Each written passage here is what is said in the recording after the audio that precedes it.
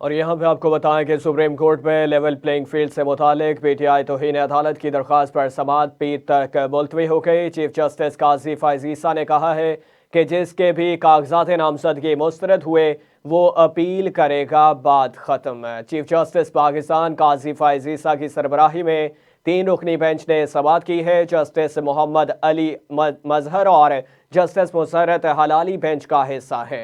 अदालत ने PTI की दरख्वास्त पर IG और चीफ सेक्रेटरी और एडवोकेट जनरल पंजाब को नोटिस जारी कर दिए हैं।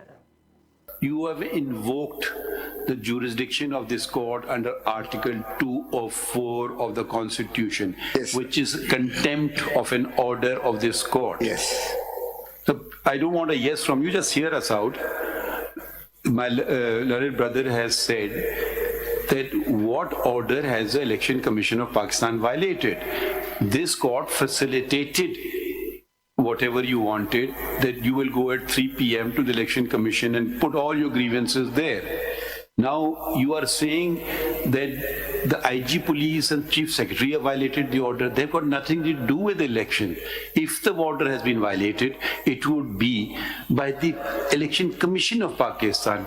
How does the IG of police and the chief secretary come into the picture?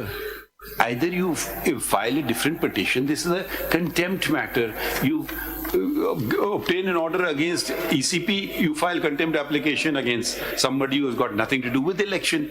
If we issue them notice, they'll say we got nothing to do with the election. This is a matter of Election Commission of Pakistan. Why are you sending us notice?